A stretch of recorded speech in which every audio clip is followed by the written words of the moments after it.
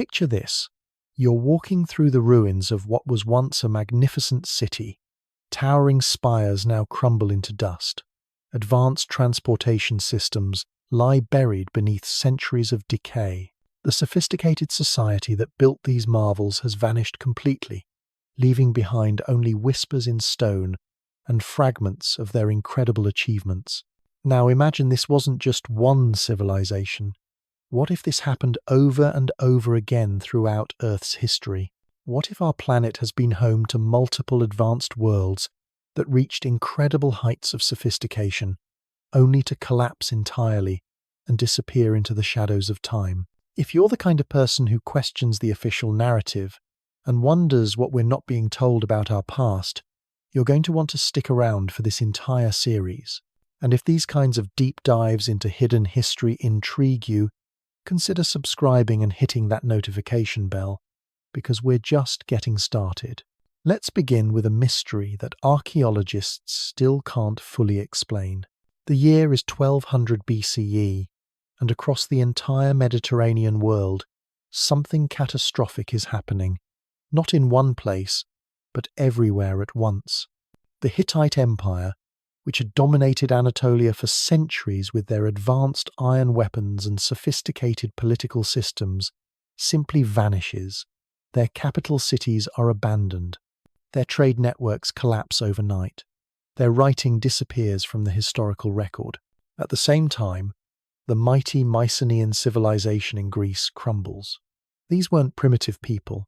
They had built massive palaces, developed complex administrative systems, and created art that still takes our breath away today.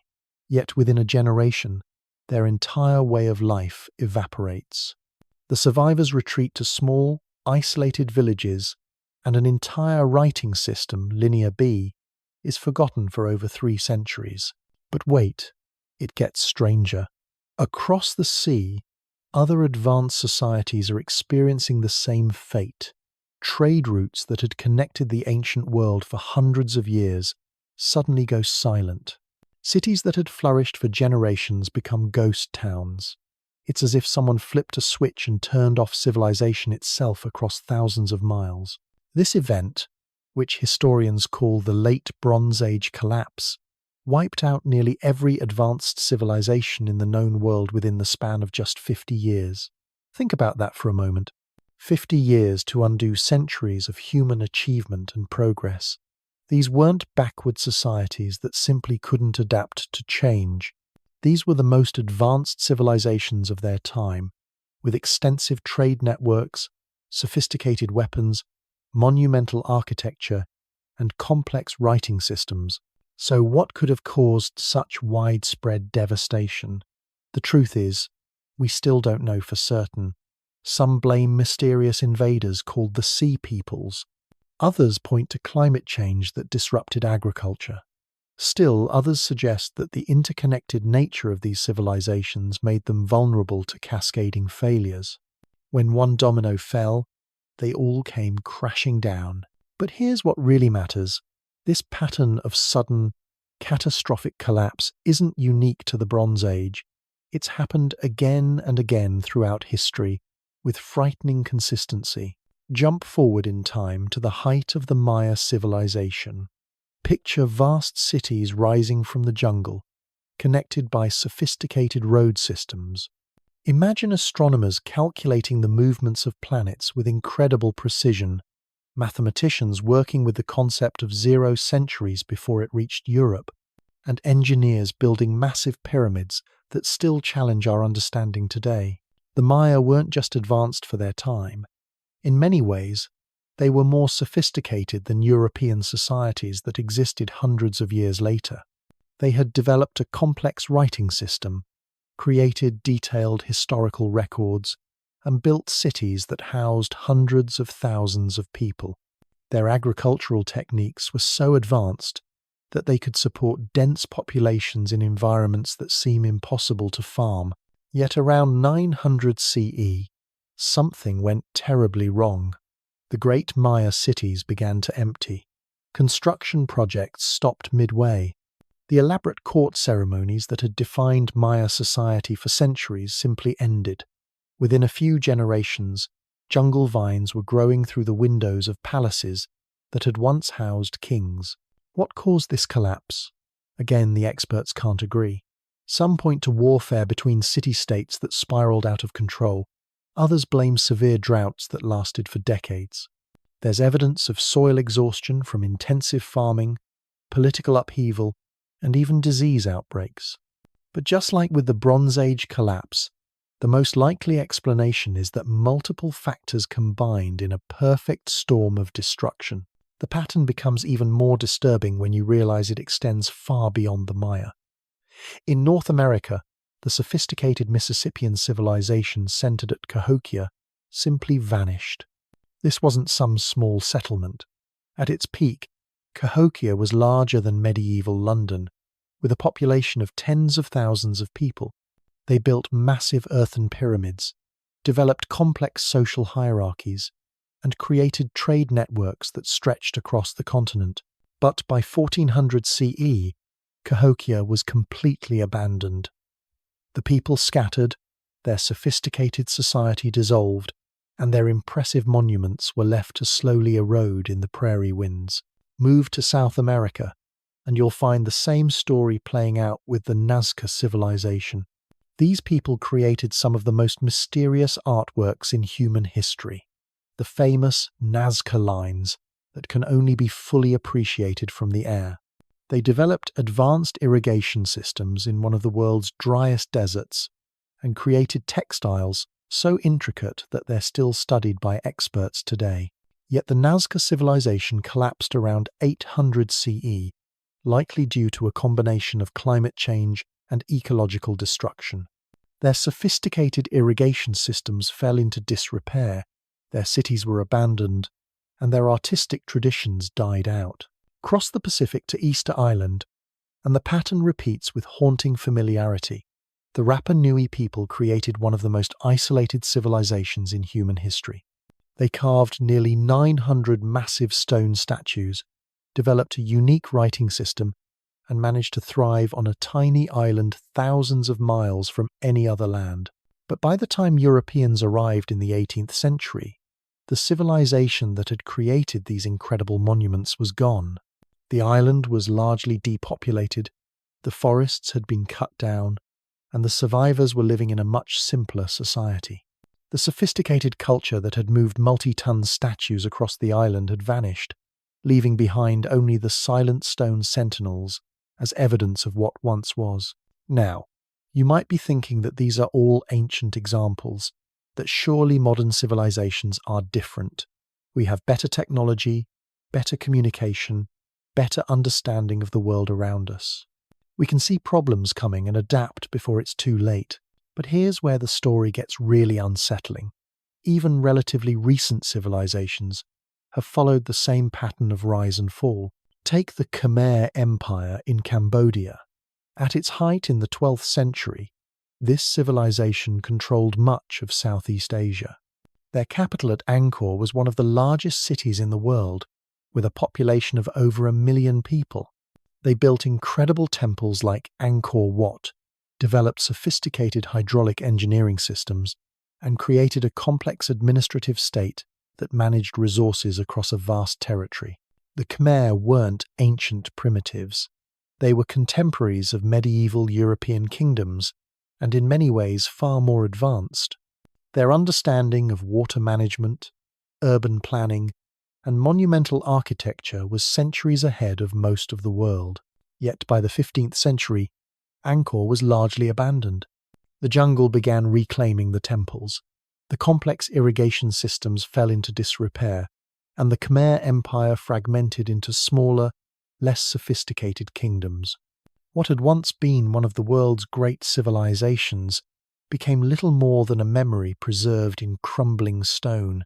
But perhaps the most shocking example of civilizational collapse is one that hits much closer to home. The Western Roman Empire, which had dominated Europe, North Africa, and the Middle East for centuries, didn't just decline gradually. It experienced periods of catastrophic collapse that mirror the patterns we've seen elsewhere. During the 3rd century CE, the Roman Empire nearly disintegrated completely in what historians call the crisis of the 3rd century. In just 50 years, the empire had over 50 different emperors, most of whom died violent deaths. The economy collapsed, cities were abandoned, trade networks broke down, and the sophisticated Roman way of life that had defined the Mediterranean world for centuries nearly vanished entirely. While Rome did eventually recover from this crisis, it never regained its former strength. And when the Western Roman Empire finally fell in 476 CE, it took with it not just political structures, but entire ways of life. Technologies were forgotten, literacy rates plummeted, trade networks collapsed, and much of Europe entered what we call the Dark Ages. What makes all of these examples so chilling is not just that they happened, but how they happened. In almost every case, these weren't gradual declines that took centuries to unfold. They were rapid, catastrophic collapses that transformed advanced civilizations into scattered remnants within a few generations. Even more disturbing is how similar the warning signs were across all these different civilizations. They all showed increasing complexity in their final phases. Their administrative systems became more elaborate, their social hierarchies more rigid, their resource consumption more intensive. They all experienced periods of rapid population growth, followed by environmental stress. They all developed extensive trade networks that made them dependent on resources from distant regions. And in almost every case, they all believed they were too advanced, too sophisticated, too powerful to ever truly fail. Social scientist Luke Kemp analyzed dozens of civilizations spanning over 3,000 years of human history. His research revealed a startling pattern. The average lifespan of a civilization is approximately 340 years. Some last longer, some collapse sooner, but virtually none survive indefinitely. Think about that number for a moment. 340 years. That's roughly the age of the United States as an independent nation. It's the span from the early days of the Industrial Revolution to today. In civilizational terms, we're not the eternal, permanent society we imagine ourselves to be. We're just the latest in a long line of complex societies that have risen, flourished, and eventually faced the same ultimate test that all the others failed. But here's what makes our situation unprecedented in human history. Every previous collapse was local or regional. When the Maya fell, Chinese civilization continued. When Rome collapsed, the Islamic world flourished. When the Bronze Age civilizations crumbled, other societies in different parts of the world remained unaffected. Today, for the first time in human history, we have a truly global civilization. Our trade networks span the entire planet. Our communication systems connect every continent. Our environmental impacts affect the entire Earth system. If our civilization were to experience the same kind of collapse that has claimed every other advanced society in history, there would be nowhere else for human knowledge and culture to survive. This isn't about pessimism or doom-mongering. This is about recognizing a pattern that has repeated throughout human history and asking the crucial question: are we somehow different from all the civilizations that came before us? Have we finally broken the cycle that claimed the Maya, the Romans, the Khmer, and countless others? Or are we simply following the same path, making the same mistakes, and heading toward the same inevitable conclusion? The evidence suggests we might be closer to answering that question than we'd like to admit. Because when you dig deeper into the mechanics of civilizational collapse, you start to see patterns that should make every person living in the 21st century extremely uncomfortable.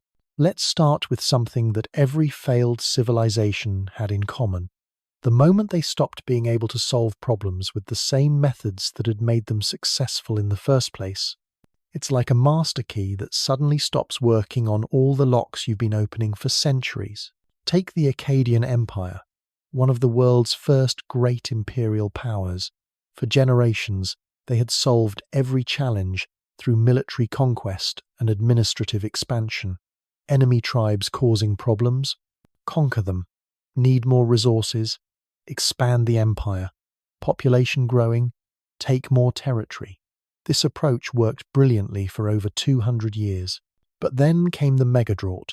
Starting around 4,200 years ago, rainfall patterns across the Middle East and North Africa shifted dramatically. The reliable agricultural systems that had fed the empire began to fail. Crop yields dropped. Cities that had thrived for centuries started experiencing food shortages. The Akkadian response was predictable. They tried to solve this new problem with their old methods.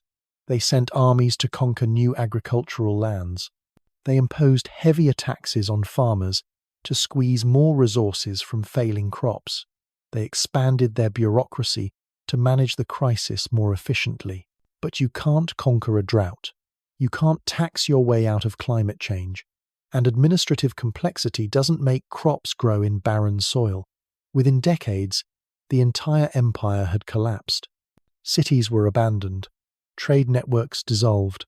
The sophisticated culture that had created the world's first known author, Enheduanna, vanished almost completely.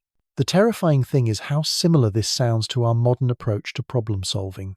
Climate change threatening agriculture, deploy more technology, resource depletion causing economic stress, expand global trade networks, social inequality creating unrest, build more complex administrative systems. We're using the same playbook that failed every civilization before us. The only difference is the scale. But it gets worse, because there's another pattern that shows up in every collapse, and it's one that should send chills down your spine. The elite always survive the initial crisis. It's the common people who bear the brunt of civilizational failure. Look at what happened during the collapse of the Indus Valley civilization. This wasn't some primitive society. The Harappan people had created urban planning that wouldn't look out of place in a modern city. They had sophisticated drainage systems, standardized weights and measures, and trade networks that reached from Afghanistan to Gujarat. Their cities were marvels of engineering, streets laid out in perfect grids, multi-story buildings with private wells and bathrooms, public baths and granaries that could feed thousands of people. The level of social organization required to build and maintain these cities was extraordinary. But when the monsoon patterns shifted around 1900 BCE, when the rivers began to change course, when the agricultural systems that supported these urban centers started to fail, it wasn't the rulers who suffered first. The archaeological evidence shows that the largest buildings, the ones that likely housed the elite, were maintained and even expanded right up until the final abandonment. Meanwhile, the smaller residential areas show signs of overcrowding, poor maintenance, and eventual abandonment. The common people were squeezed out first. They were the ones who had to migrate, who had to abandon their homes and livelihoods, who had to watch their way of life disappear. The elite held on until the very end, using their wealth and power to insulate themselves from the growing crisis. And when the collapse finally became unavoidable, they simply moved elsewhere, taking their portable wealth with them and leaving the ruins behind. Does this pattern sound familiar? In our modern world, who has bunkers stocked with supplies? Who owns property in multiple countries? Who has the resources to relocate when climate change makes certain regions uninhabitable? It's not the working families struggling to pay rent. It's not the small farmers watching their crops fail due to extreme weather. It's the same class of people who have always been able to escape the consequences of civilizational collapse. But here's what makes our situation even more precarious than any previous civilization. We've created systems of unprecedented complexity, and complexity itself has become our greatest vulnerability. The ancient Anasazi people of the American Southwest understood this intuitively. Their society was remarkably sophisticated. They built elaborate cliff dwellings that still amaze visitors today. They developed advanced agricultural techniques that allowed them to farm in one of the world's most challenging environments. They created trade networks that stretched from the Pacific coast to the Great Plains.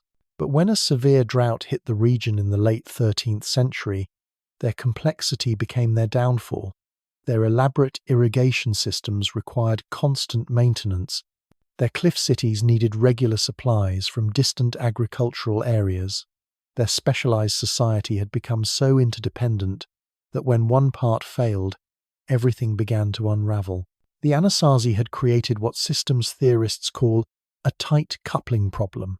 Every part of their society was connected to every other part, which made them incredibly efficient during good times.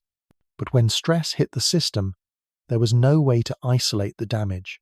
Failure in one area cascaded through the entire network. Compare this to our modern global civilization. We have supply chains that circle the planet multiple times before delivering a single product to your door. We have financial systems where a banking crisis in one country can trigger economic collapse on the other side of the world. We have communication networks where a software glitch can shut down hospitals, airports, and power grids simultaneously. Our entire way of life depends on systems that are so complex that no single person understands how they work. And the more complex we make these systems, the more vulnerable we become to cascading failures. Joseph Tainter, the anthropologist who has spent decades studying civilizational collapse, calls this the complexity trap. Societies solve problems by adding layers of complexity. More specialization, more administration, more technology, more regulations. This works well initially, but eventually reaches a point of diminishing returns. The energy and resources required to maintain all this complexity begin to outweigh the benefits it provides. Society becomes like a massive bureaucracy that exists primarily to perpetuate itself. More and more effort goes into managing the complexity, and less goes toward actually solving problems or improving people's lives. When this happens, societies become brittle. They lose the flexibility to adapt to new challenges because all their energy is tied up in maintaining existing systems. They become like a house of cards, impressive to look at, but unable to withstand even a gentle breeze. We can see this happening in our own society. How much of our economy is devoted to managing complexity rather than producing value? How many layers of administration exist between a problem and its solution? How much energy do we spend on regulatory compliance, risk management, and system maintenance compared to innovation and improvement? The warning signs are everywhere, but we've become so accustomed to complexity that we mistake it for sophistication. We think that having more complex systems makes us more advanced, when in fact it might be making us more fragile. But perhaps the most disturbing parallel between our civilization and all the failed ones that came before is how we respond to warnings. Every collapse was preceded by clear signals that something was going wrong. Environmental degradation, resource depletion, social inequality, political instability. The signs were there for anyone willing to see them. Yet in almost every case, the response was the same: denial, followed by attempts to maintain the status quo at all costs, followed by increasingly desperate measures that only made the underlying problems worse. The Easter Island civilization provides a perfect example. For centuries, the Rapa Nui people had lived sustainably on their isolated island. They had developed sophisticated agricultural techniques, created impressive works of art, and maintained a stable population that lived within the island's natural limits. But at some point, probably around 1200 CE, something changed. Maybe it was population pressure. Maybe it was competition between different clans. Maybe it was simply the human tendency to exploit resources when they seem abundant. Whatever the cause, the islanders began cutting down trees faster than they could regrow. They used the wood for construction, for making canoes, for moving the massive stone statues that have made the island famous. The forests that had covered the island for thousands of years began to shrink. At first, this probably didn't seem like a crisis. There were still plenty of trees. The statue building projects continued. Life went on much as it always had. But trees take decades to grow, and the islanders were cutting them down much faster than nature could replace them. By the time the problem became obvious, it was too late to reverse course quickly. The island's ecosystem had been pushed past a tipping point. Without trees, the islanders could no longer build ocean-going canoes, which meant they could no longer fish in deep waters or trade with other islands. Without forest cover, the island's soil began to erode, making agriculture more difficult. Without wood, they had to burn grass for fuel, further degrading the landscape. The population crashed. The sophisticated society that had created the Moai statues fragmented into warring clans. When European explorers arrived in 1722, they found a desolate island with a few thousand inhabitants living in a much simpler society than the one that had built the monuments still standing on the cliff tops. The most haunting part of this story is that the islanders must have known what was happening. They could see the forests shrinking, they could see the soil eroding, they could see their society becoming less stable. Yet they kept cutting down trees. The statue building projects continued right up until the end. The last Moai was carved and erected, even as the civilization that created it was collapsing around it. Why didn't they stop? Why didn't they change course when they could see where they were heading? The answer reveals something fundamental about how humans respond to slow-moving crises. We're evolutionarily programmed to respond to immediate threats, not gradual changes that unfold over decades or centuries. Our brains are wired to prioritize short-term survival over long-term sustainability. This is what psychologists call the tragedy of the commons. Even when everyone can see that collective behavior is leading to disaster, individual incentives make it almost impossible to change course. The person who stops cutting trees while everyone else continues will simply be outcompeted. The clan that stops building statues while others continue will lose prestige and power. So everyone keeps doing what they've always done, even as they watch their world slowly collapse around them. They hope that somehow, someone else will solve the problem. They hope that new technology will save them. They hope that the crisis will resolve itself. But hope without action is just wishful thinking, and wishful thinking has never saved a civilization from collapse. The Easter Island story should sound familiar to anyone paying attention to our current global situation. We can see climate change happening. We can measure the loss of biodiversity. We can track the depletion of resources and the growing inequality that's tearing our societies apart. Yet we keep doing essentially the same things we've always done. We keep burning fossil fuels, keep consuming resources at unsustainable rates, keep building systems that concentrate wealth and power in fewer and fewer hands. We tell ourselves that someone will invent a miracle technology to save us. We believe that market forces will somehow solve problems they've never solved before. We hope that our leaders will suddenly develop the wisdom and courage to make the hard choices that previous generations avoided. But what if they don't? What if we're just the latest civilization to face the same test that all the others failed? The truth is, we're not special. We're not uniquely wise or uniquely powerful. We're not the first people to believe that our civilization was too advanced, too sophisticated, too important to ever truly fail. Every previous civilization thought the same thing. The Maya believed their connection to cosmic cycles made them eternal. The Romans believed their empire would last forever. The builders of Angkor believed their mastery of water and stone made them invincible. They were all wrong. And unless we learn from their mistakes, unless we recognize the patterns and change course before it's too late, we'll join them in the archaeological record as just another advanced civilization that couldn't solve the fundamental challenge of living sustainably on a finite planet. But before we accept that fate as inevitable, we need to understand what actually triggers these collapses, because it's not just one thing. It's never just one thing. Every failed civilization shows the same pattern of cascading failures, where multiple problems combine and amplify each other until the entire system breaks down. And here's what should terrify you. We're seeing every single one of these warning signs right now, happening simultaneously on a global scale.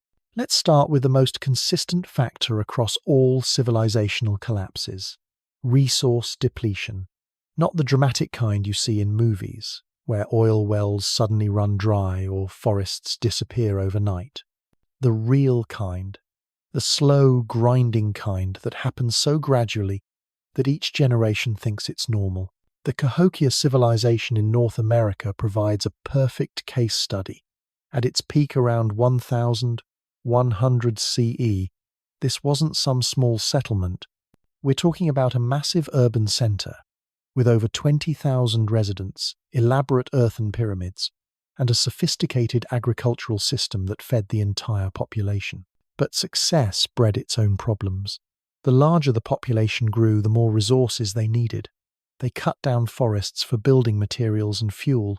They overhunted the local wildlife. They intensified their farming to the point where the soil began to lose its fertility. Each individual decision made perfect sense.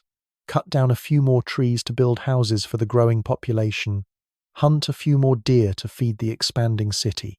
Plant crops in marginal lands to increase yields. No single action was catastrophic, but the cumulative effect was devastating.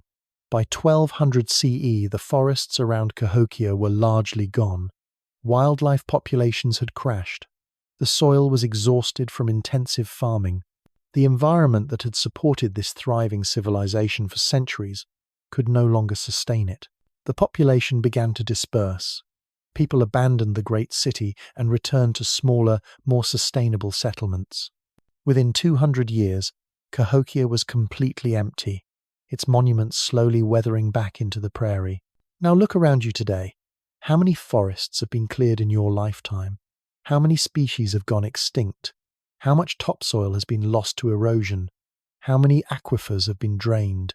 How many fish populations have collapsed? We call it progress.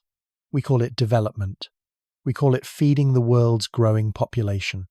But from a civilizational perspective, we're following the exact same trajectory as every society that came before us.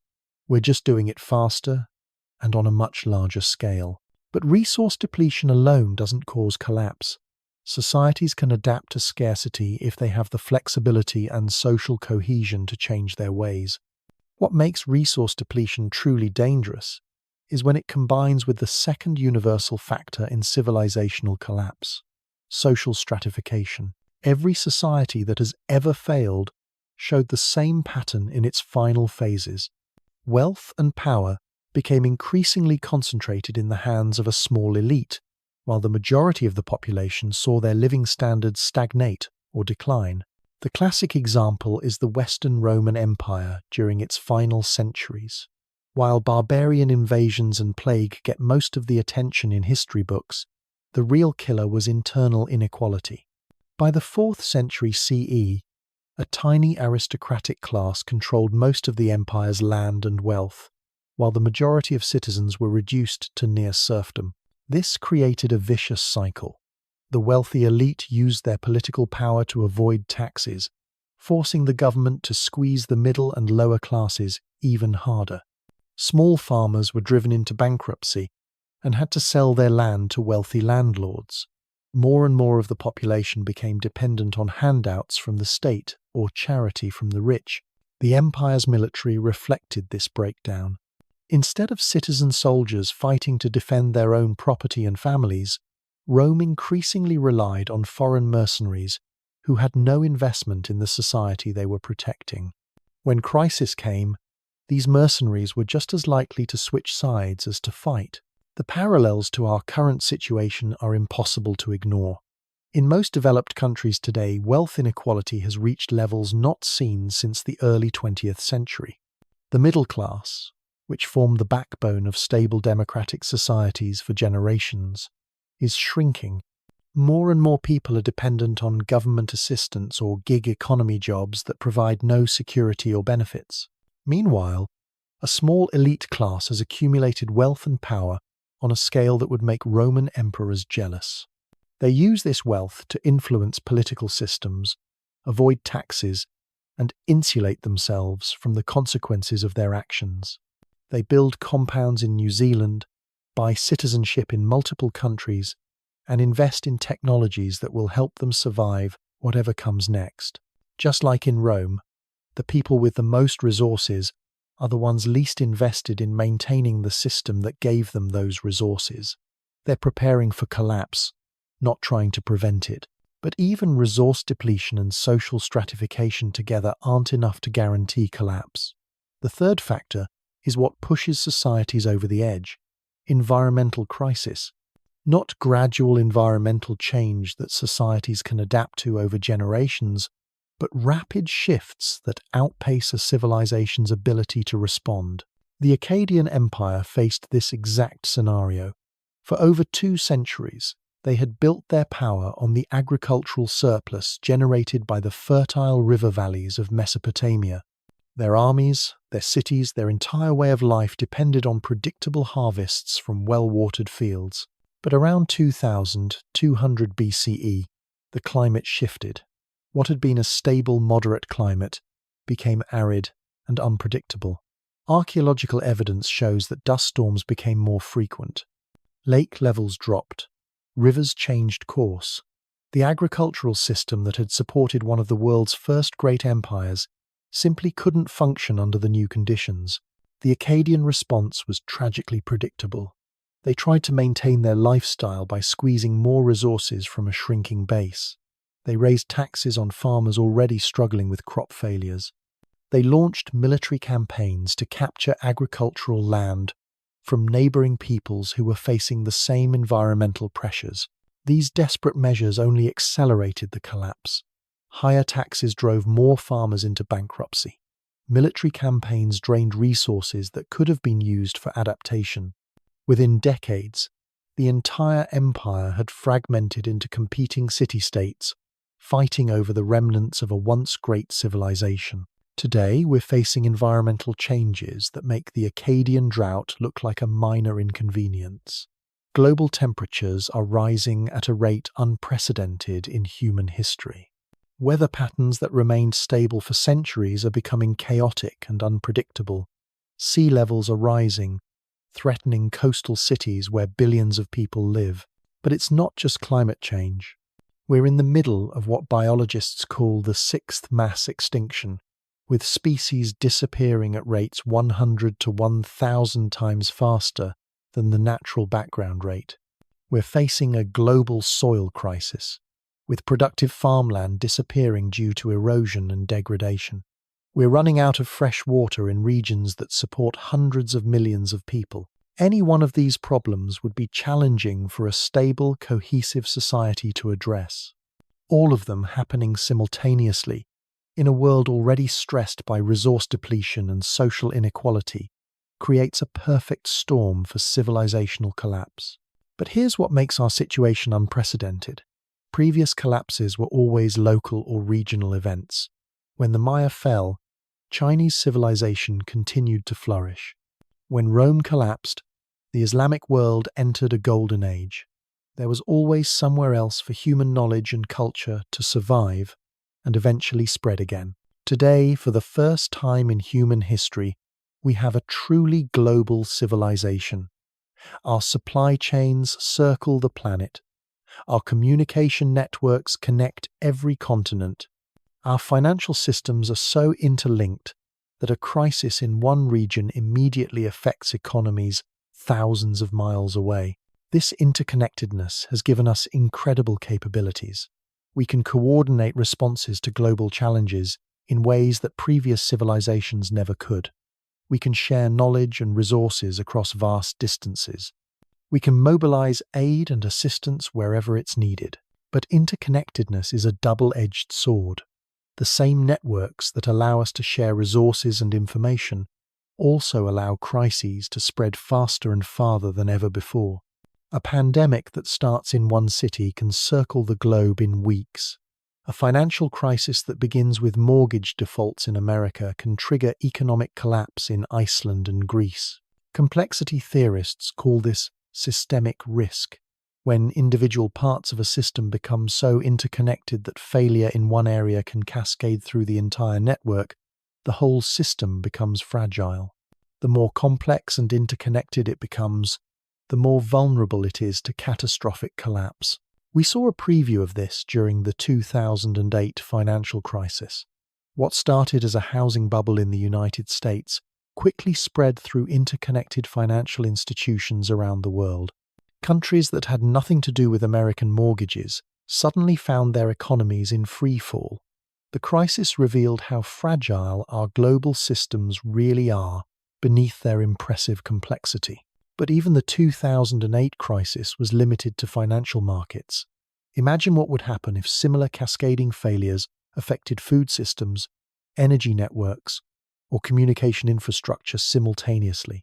Our just-in-time supply chains would collapse within days. Cities that import most of their food would face shortages within weeks. The complex systems that billions of people depend on for survival would simply stop working. This is what keeps systems theorists awake at night. Not any single catastrophic event, but the possibility of multiple interconnected failures that overwhelm our ability to respond. When everything is connected to everything else, there's no such thing as a local crisis anymore. And we're creating new vulnerabilities faster than we're solving old ones. Our increasing dependence on digital technologies creates entirely new categories of systemic risk. Cyber attacks can shut down power grids, disrupt transportation systems, and paralyze government functions. A major solar storm could knock out satellite communications and damage electrical infrastructure across entire continents. We're building a civilization that's incredibly sophisticated, but also incredibly brittle.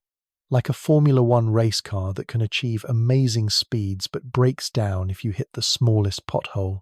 The question isn't whether we'll face a major crisis. The question is whether we'll be able to adapt when it comes. And the evidence from history suggests that the answer depends entirely on how we respond to the warning signs we're seeing right now. Because every civilization that has ever collapsed had a choice. They could have changed course. They could have recognized the dangers and adapted their societies to meet new challenges. Some did, at least partially. Those are the ones we remember as successful civilizations, rather than cautionary tales. But change is hard. It requires admitting that current approaches aren't working. It requires sacrificing short-term benefits for long-term survival. It requires cooperation and shared sacrifice, which becomes nearly impossible when societies are divided by inequality and mistrust. Most importantly, it requires acting before the crisis becomes undeniable. By the time collapse is obvious to everyone, it's usually too late to prevent it. The Roman senators who finally tried to reform the empire in its last decades weren't wrong about what needed to be done. They were just 200 years too late. This is why understanding the pattern of civilizational collapse matters so much right now. Not because collapse is inevitable, but because recognition of the pattern is the first step toward breaking it. Every failed civilization thought they were different, that their problems were unique, that their advantages would protect them from the fate that had befallen others. We have one advantage that no previous civilization possessed. We can study their failures, we can see the patterns, we can recognize the warning signs before they become irreversible trends. The question is whether we'll use that knowledge to change course, or whether we'll join the long list of advanced societies that knew they were in trouble but couldn't summon the will to save themselves. Because make no mistake, we are in trouble. The signs are everywhere for those willing to see them. Resource depletion, social stratification, environmental crisis, and systemic fragility. All the factors that have brought down every previous civilization are present in our world today, operating on a scale that dwarfs anything in human history. But we're not powerless. We're not victims of some inevitable historical cycle. We have choices to make, and the window for making them is still open. The next part of our journey will explore what those choices look like, and why making them might be harder than any challenge humanity has ever faced. The hardest truth about civilizational collapse is that it doesn't announce itself with dramatic fanfare. There's no moment when sirens blare and everyone suddenly realizes their world is ending. Instead, it creeps in through the mundane details of daily life, disguised as temporary setbacks and minor inconveniences that somehow never quite get resolved. This is what makes our current situation so dangerous. We're living through the early stages of potential collapse right now, but it feels normal because we're adapting to it one small step at a time. The grocery store has empty shelves occasionally, but that's just supply chain issues. The power grid fails more often, but that's just aging infrastructure. Social services are overwhelmed, but that's just budget constraints. Each problem gets explained away as an isolated incident rather than recognized as part of a larger pattern. Psychologists call this the normalization of deviance.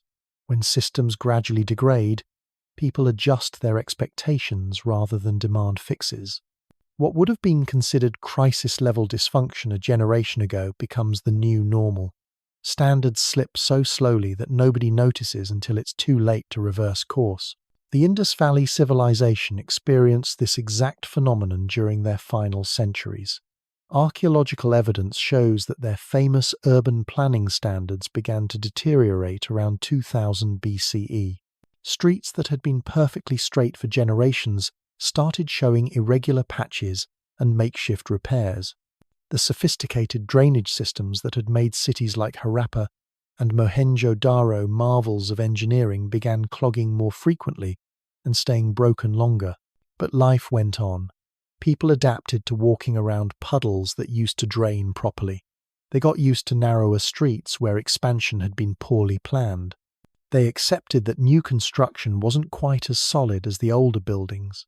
Each compromise seemed reasonable in isolation, but collectively, they represented the breakdown of the systems that had made their civilization possible. By the time the cities were finally abandoned around 1700 BCE, they bore little resemblance to the precisely planned urban centers they had once been. The infrastructure had degraded so gradually that the inhabitants had forgotten what properly functioning cities were supposed to look like. We can see the same pattern in our own infrastructure. Bridges that are rated as structurally deficient but still carry traffic. Water systems that deliver increasingly contaminated water but remain within legal limits. Internet networks that slow down during peak hours but still technically work. Each individual failure gets explained away, but the cumulative effect is a civilization running on systems that are slowly breaking down. But infrastructure decay is just the visible symptom of a deeper problem. The real crisis lies in something much more fundamental, something that every collapsed civilization shared in their final phases: the loss of collective problem-solving capacity. This isn't about intelligence or technology. The people living in collapsing civilizations weren't stupid. They often had access to impressive technologies and sophisticated knowledge. What they lost was the ability to coordinate effective responses to challenges that affected their entire society. The classic Maya provide a perfect example of this phenomenon. During their peak period from 250 to 900 CE, Maya city-states were capable of incredible collective achievements. They built massive pyramids that required coordinating the labor of thousands of workers over decades. They developed astronomical calculations that accurately predicted celestial events centuries in advance. They created trade networks that moved goods across hundreds of miles through difficult terrain. These weren't the accomplishments of individual genius. They required sophisticated social institutions that could organize collective action on a massive scale. Maya society had developed ways to pool resources, coordinate labor, and maintain long-term projects across multiple generations. But sometime around 800 CE, this collective capacity began to break down. The archaeological record shows that construction projects started and stopped more frequently. Trade networks became less reliable. The elaborate court ceremonies that had helped coordinate political alliances grew more sporadic and eventually ceased entirely. Individual Maya city-states still had skilled architects, mathematicians, and administrators. The knowledge hadn't disappeared. What vanished was the social cohesion that allowed them to act on that knowledge collectively. Instead of working together to address challenges like drought and soil depletion, city-states turned inward and began competing more aggressively with each other for dwindling resources. This competitive fragmentation made every problem worse. Resources that could have been used for adaptation were diverted to warfare. Knowledge that could have been shared to develop solutions was hoarded for competitive advantage. The collective intelligence that had built Maya civilization was fractured into competing parts that were individually much weaker than the whole had been. By 1700 CE, most Maya cities were abandoned, not because the people lacked the knowledge to maintain them, but because they had lost the social capacity to coordinate the collective action that urban civilization requires. The parallels to our current global situation are disturbing. We have more knowledge and better technology than any previous civilization, but our collective problem-solving capacity is arguably weaker than it's been in decades. Climate change is the perfect example. We've known about the greenhouse effect for over a century. We've had detailed models of climate change impacts for decades. We have technologies that could dramatically reduce emissions. We even have economic models showing that the cost of prevention is far less than the cost of dealing with the consequences. Yet our collective response has been woefully inadequate. Not because we lack knowledge or technology, but because we've lost the social capacity to coordinate effective action. Instead of working together to address a challenge that affects everyone, we've fragmented into competing factions that prioritize short-term advantages over long-term survival. This fragmentation shows up everywhere. Political systems that are so polarized they can barely pass basic budgets, let alone tackle complex long-term challenges. International institutions that are paralyzed by competing national interests. Corporate structures that prioritize quarterly profits over sustainable practices. Social movements that spend more energy fighting each other than addressing the problems they claim to care about. We have individual brilliance but collective dysfunction. We can put rovers on Mars but can't coordinate a global response to a pandemic.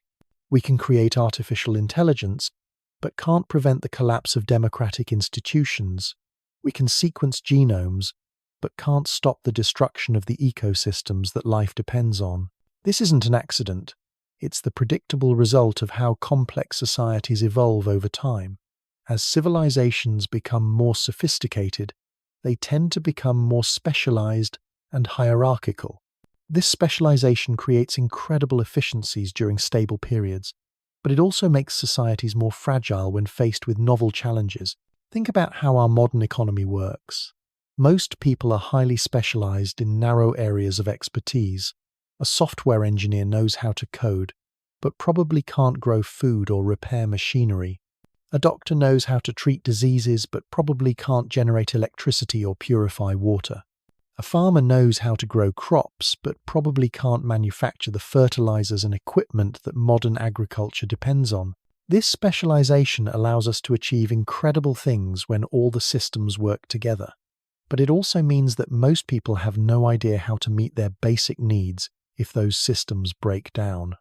We've become incredibly dependent on complex supply chains and institutions that we don't understand and can't control. Previous generations lived in communities where most people had the skills needed for basic survival. They might not have had our technological capabilities, but they had resilience.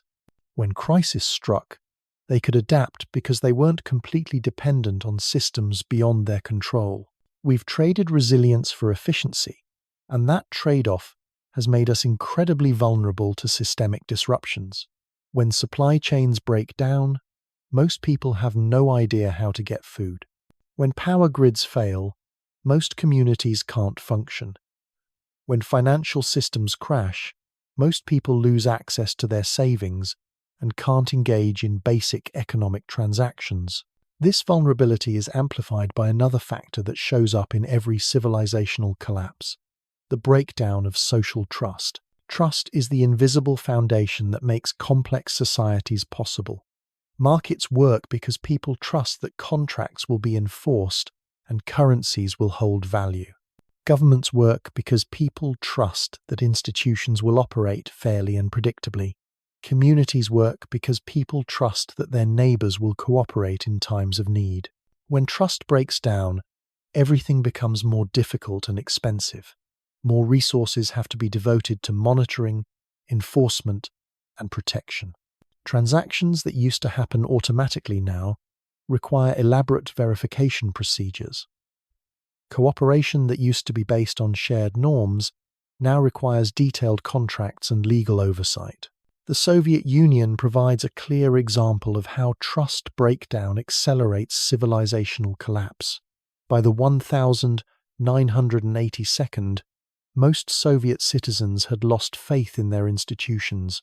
They knew that official statistics were lies, that elections were meaningless, that the economy was failing despite government propaganda claiming success. This loss of trust created a vicious cycle. As people stopped believing in the system, they stopped participating in it honestly. They hoarded goods, avoided taxes, and focused on personal survival rather than collective welfare. The more people opted out of the official system, the worse it functioned, which further eroded trust and legitimacy. When crisis finally came in the form of economic collapse and political upheaval, the Soviet system had no reserves of social cohesion to draw upon. Instead of rallying together to address challenges, people focused on protecting themselves and their families from a system they no longer trusted to protect them. The Soviet collapse happened remarkably quickly once it began.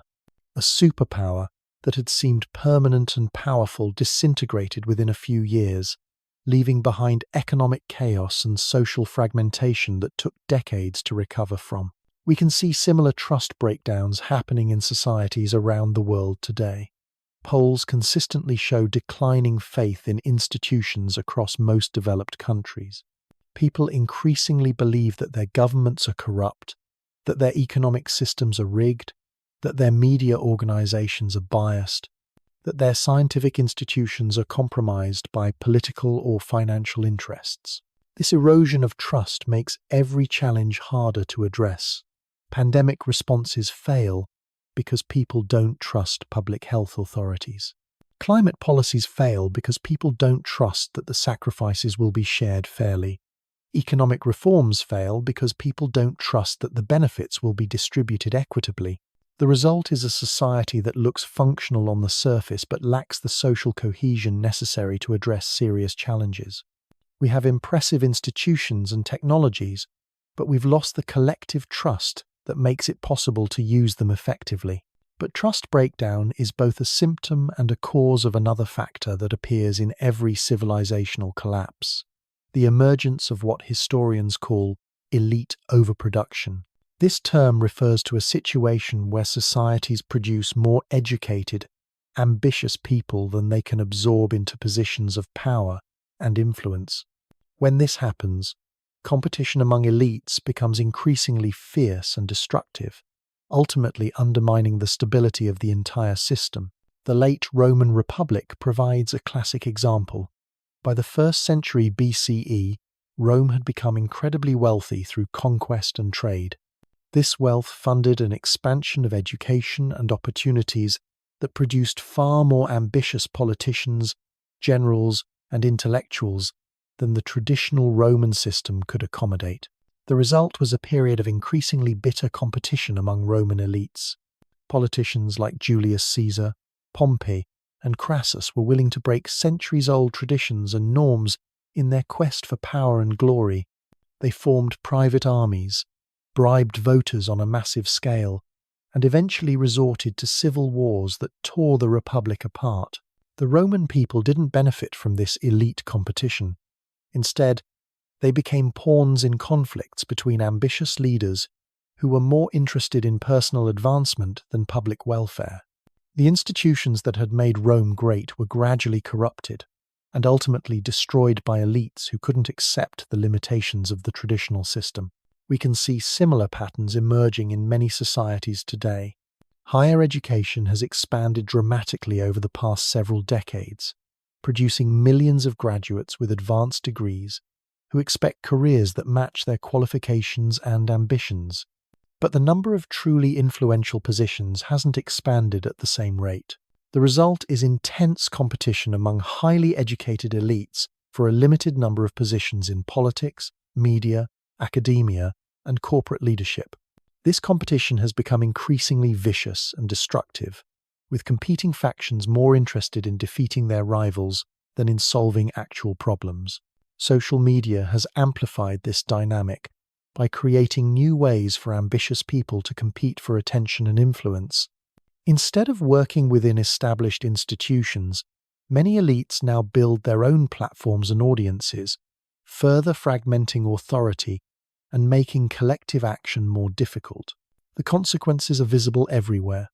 Political systems paralyzed by partisan warfare, media organizations more focused on generating outrage than informing the public, academic institutions torn apart by ideological conflicts, corporate leaders more concerned with personal branding than long-term value creation. This elite fragmentation makes every other problem worse. When the people with the most resources and influence are fighting each other instead of addressing challenges, societies lose the leadership necessary to navigate crises effectively. But perhaps the most dangerous aspect of elite overproduction is how it interacts with technological change. Throughout history, technological disruption has been one of the primary triggers for civilizational transformation or collapse.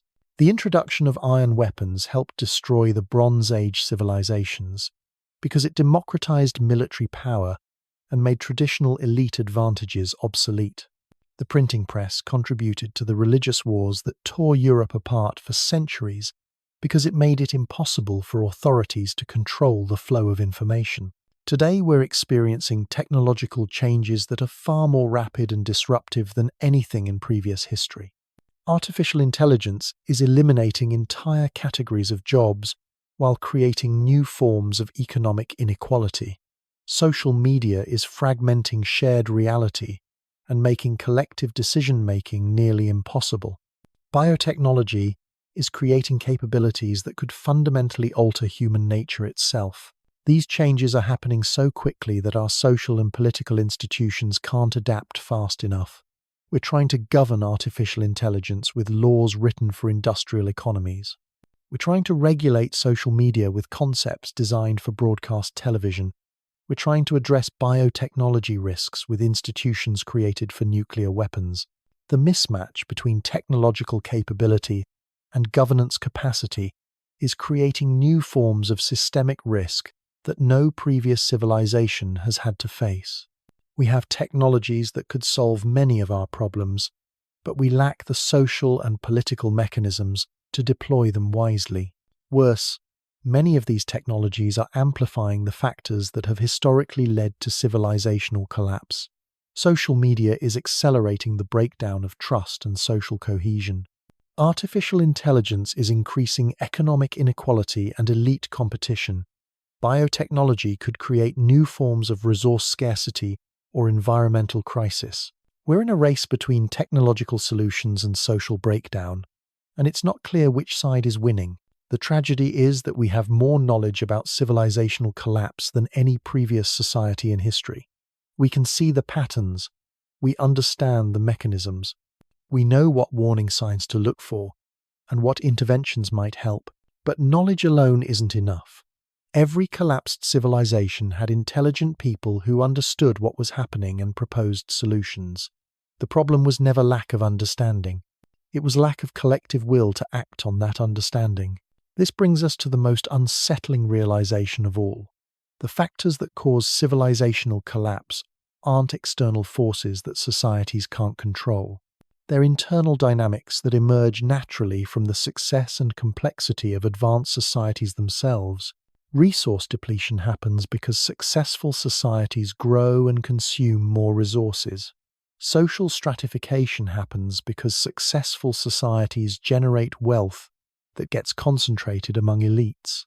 Elite overproduction happens because successful societies can afford to educate more people than they can employ in high-status positions. Trust breakdown happens because successful societies become so complex that most people can't understand how they work. In other words, civilizational collapse isn't something that happens to societies from the outside. It's something that societies do to themselves through the natural evolution of their own success. This is why the cycle has repeated so many times throughout history. Each civilization thinks it can avoid the fate of its predecessors because it has better technology or superior knowledge or more enlightened leaders. But they all face the same fundamental challenge: how to maintain social cohesion and collective problem-solving capacity as societies become more complex, specialized, and hierarchical. So far, every civilization has eventually failed this test. The question facing us now is whether we can be the first to succeed. The answer depends entirely on choices we make in the next few decades.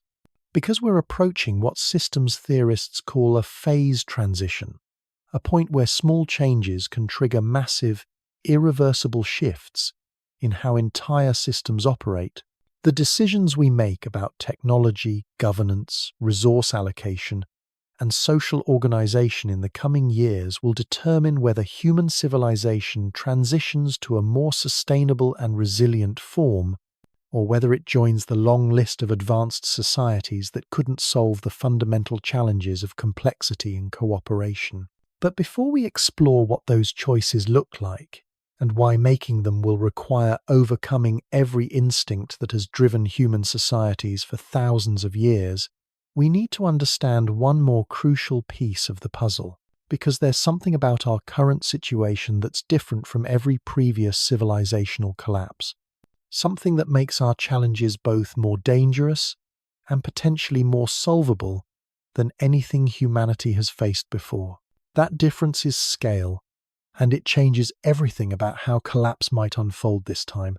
Every previous civilization that fell did so in isolation. When the Maya cities emptied, Chinese dynasties continued to flourish. When Rome crumbled, Islamic civilization entered its golden age. When the Indus Valley cities were abandoned, other societies in Egypt and Mesopotamia carried on unaffected. There was always somewhere else for human knowledge, culture, and progress to survive and eventually spread again, but we've created something unprecedented in human history. A truly global civilization where every major system is interconnected. Our food comes from farms thousands of miles away. Our energy flows through networks that span continents. Our financial systems are so interlinked that a banking crisis in one country instantly affects economies on the other side of the world. This interconnectedness has given us incredible capabilities. We can mobilize resources to fight pandemics, respond to natural disasters, and coordinate solutions to global challenges in ways that would have seemed impossible to previous generations. When the 2004 tsunami devastated coastlines across the Indian Ocean, the world responded with unprecedented speed and generosity. When COVID-19 emerged, scientists developed vaccines in record time and shared genetic sequences across the globe within days. But this same interconnectedness has created vulnerabilities that no previous civilization ever faced. The networks that allow us to share resources and coordinate responses also allow crises to spread faster and farther than ever before. A cyber attack that starts in one country can shut down power grids on multiple continents. A supply chain disruption in Asia can empty grocery shelves in America within weeks. We've built a civilization that's incredibly powerful but also incredibly fragile, like a massive glass sculpture that's beautiful and impressive, but shatters completely if you hit it in the wrong place. The 2008 financial crisis gave us a preview of how this kind of systemic collapse might unfold. What started as a housing bubble in the United States quickly spread through interconnected financial institutions around the world. Countries that had never invested in American mortgages suddenly found their economies in freefall. Iceland, a nation of fishing villages that had transformed itself into a banking hub, saw its entire financial system collapse within days. But that crisis was limited to financial markets. The real economy kept functioning. People could still buy food, electricity still flowed, communication networks still worked. Governments were able to coordinate responses and eventually stabilize the situation. Now imagine similar cascading failures affecting multiple systems simultaneously. A major solar storm that knocks out satellite communications just as a pandemic begins spreading. A cyber attack on power grids during a heat wave when air conditioning systems fail. a collapse of global shipping networks while food shortages are already stressing social systems. Our just-in-time supply chains would break down within hours. Cities that import most of their food would face shortages within days.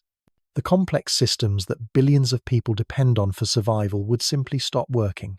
And unlike previous collapses that unfolded over decades or centuries, a systemic breakdown of global civilization could happen faster than our institutions could respond. This speed is what makes our situation uniquely dangerous. Previous civilizations had time to adapt as their systems gradually degraded. People could migrate to areas that were still functioning. Knowledge could be preserved in libraries and monasteries. Cultural traditions could survive in isolated communities.